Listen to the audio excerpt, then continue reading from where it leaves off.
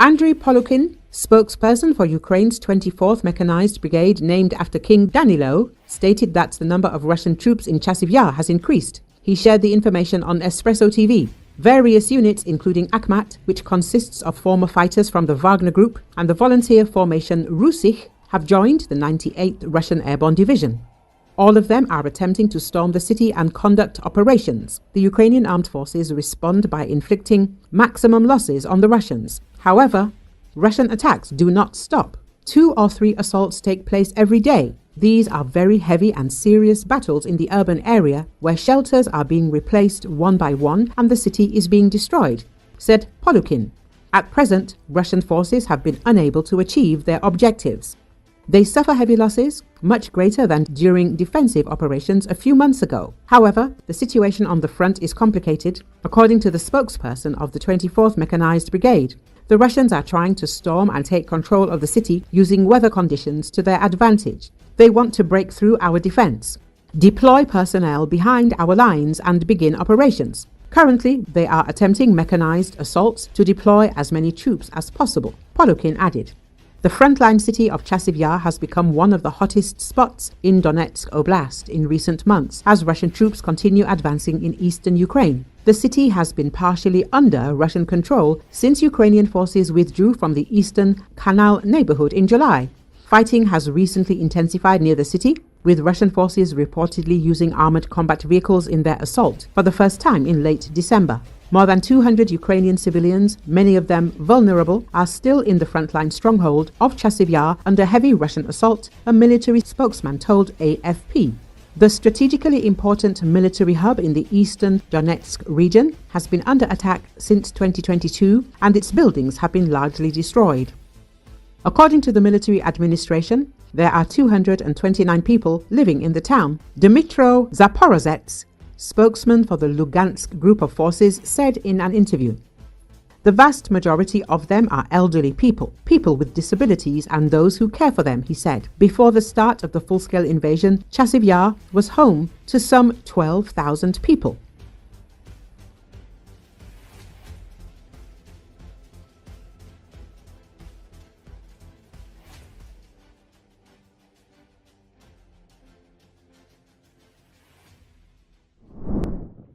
Soldiers of the invading Russian army have demonstrated their armored fighting equipment that was destroyed as a result of an unsuccessful attack on a position of the Ukrainian army in Russia's Kursk region. As can be seen from the released footage, there are a large number of various military equipment that have been blown up and destroyed as a result of strikes by Ukrainian artillery and drones in a large area.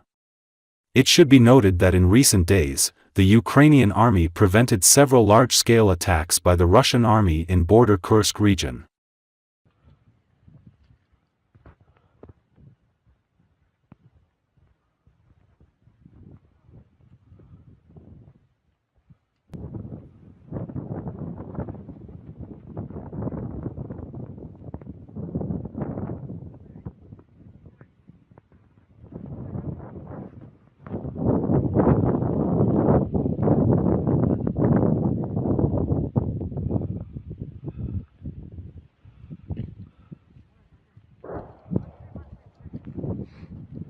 Давай, здесь по хуйне осталось идти, блядь.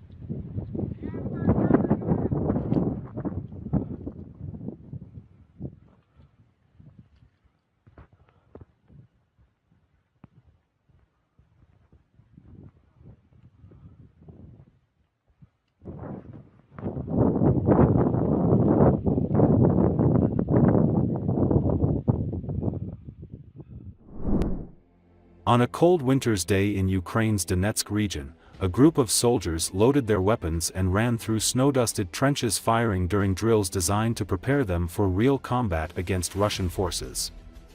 According to Associated Press, the men from the 24th Mechanized Brigade, named after King Danylo, are a combination of both new recruits who have never seen battle and others who have been transferred from rear positions to train for the front line. The training, which lasts 45 days, covers every aspect of tactical action that they'll need when they are deployed to the battlefield. With the conflict in its third year, its future course remains unclear as new U.S. President Donald Trump takes office.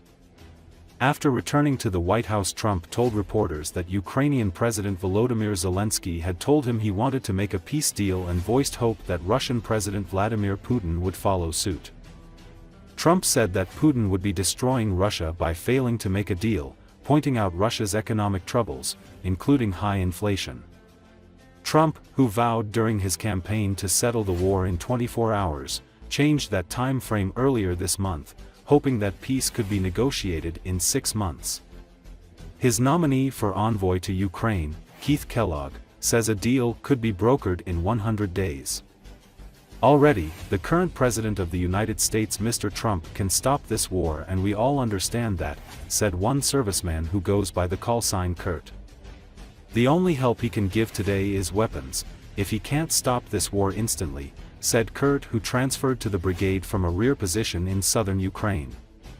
Instructors at the training ground Tuesday said they have no shortage of people ready to take up the fight and that there is no need to mobilize men younger than the current conscription age of 25 years old.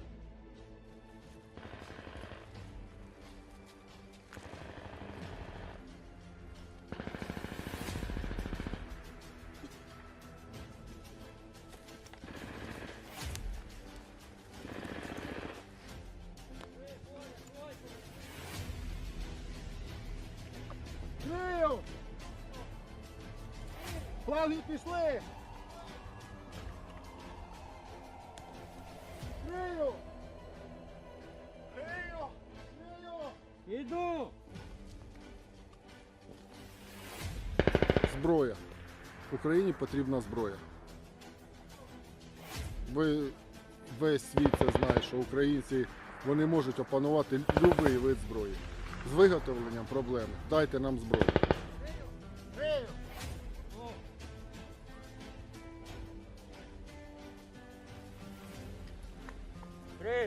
Діючий президент Сполучених Штатів, пан Трамп, він може зупинити цю війну. І ми всі це розуміємо. Але якісь причини, може, йому заважають. Може час, може є важливіші речі. Тому єдина допомога, яку він може зробити на сьогоднішній день, це зброя. Якщо він не може миттєво зупинити цю війну. А потім вже там, ну як. Це серйозна політика, а я обичний воїн. Моя задача – знищити ворога. А, Б! Хорош! Все, стоїв в віці, вже всі став.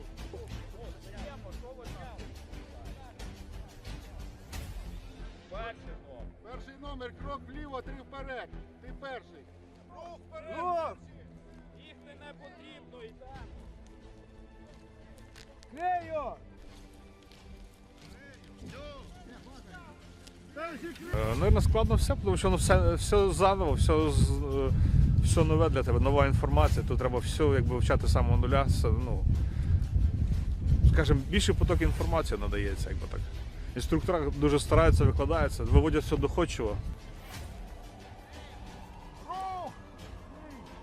18 років це доволі такий юний період, і люди там ще, ну, ці хлопці ще не сформувалися, вони не мають якогось ні життєвого досвіду, а тим більше не мають ні бойового досвіду.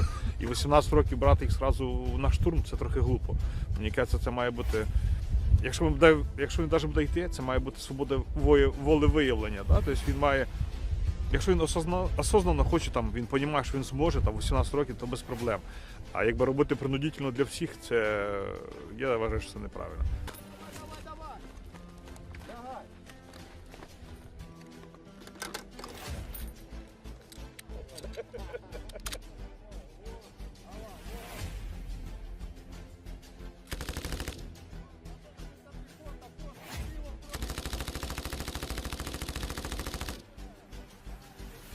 Захищати Україну, обороняти і свої сім'ї, і батьківщину.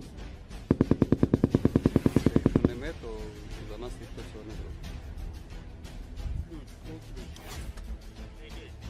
Консервний банк!